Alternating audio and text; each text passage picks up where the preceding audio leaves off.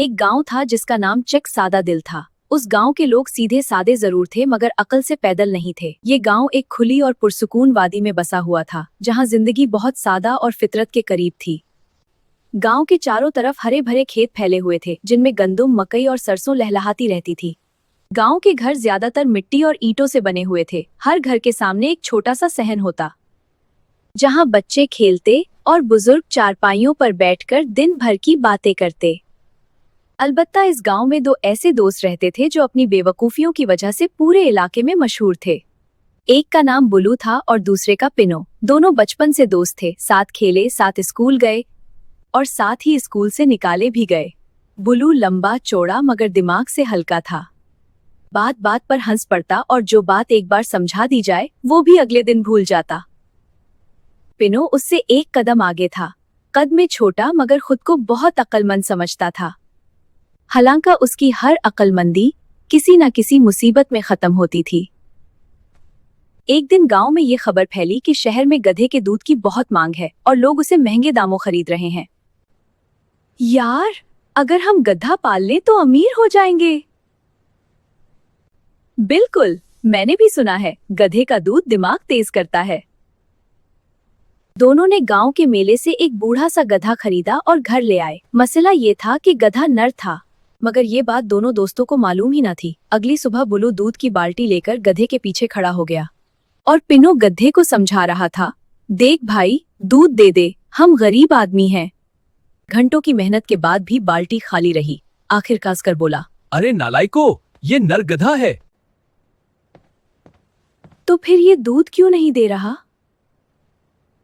कुछ दिन बाद मानसून आया और बारिश खूब हुई। गांव के पास एक तालाब था जिसमें मछलियां थीं। पिनू ने एक जबरदस्त आइडिया दिया, क्यों ना हम अपने खेत में मछलियां पालें, बारिश तो हो ही रही है।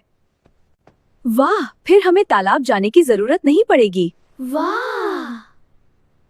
दोनों ने तालाब से मछलियां पकड़ी और अपने खुश खेत में डाल दी। बारिश रुक गई, धूप निकली और मछलियां तड़प तड़प कर मर गईं। ये मछलियां हमें छोड़कर क्यों चली गईं? यार, ये मछलियां हमें छोड़कर क्यों चली गई? शायद उन्हें हमारा खेत पसंद नहीं आया। गांव वालों ने मजाक उड़ाना शुरू कर दिया मगर बुलू को कोई फर्क न पड़ा। एक दिन पिन्नू ने ऐलान किया, हम अकल बेचेंगे। अकल? वो कहां से आएगी? हमारी बेवकूफियों से। लोग देखकर सीखेंगे कि क्या नहीं करना। दोनों ने एक तख्ती लगाई, यहाँ अकल मिलती है। भाई, अकल कितने की है? जितनी चाहिए उतने की। लोग हंस हंस कर लौट गए मगर शाम तक बुलू और पिनो के पास इतने पैसे जमा हो गए कि वो खुद हैरान रह गए।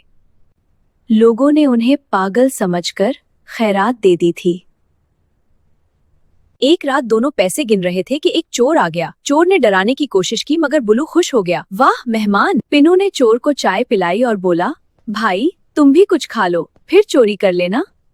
चोर इतना हैरान हुआ कि उसने चोरी छोड़ने का फैसला कर लिया। जाते जाते उसने कहा, तुम दोनों दुनिया के सबसे बड़े बेवकूफ हो मगर दिल के बहुत अच्छे। वक्त गुजरता गया। बुलू और पिन्नू अमीर तो ना बने मगर पूरे गांव में उनकी वजह से हंसी और खुशी फैल गई। अक्लमंद होना अच्छी बात है मगर दिल का साफ होना इससे भी बेहतर है। आखिरकार दोनों ने ये सीख लिया कि हर काम सोच समझकर करना चाहिए मगर अगर कभी बेवकूफी हो भी जाए तो उस पर हंस लेना चाहिए। और यूं दो बेवकूफ दोस्त अपनी बेवकूफियों के साथ खुशो खरम जिंदगी गुजारने लगे।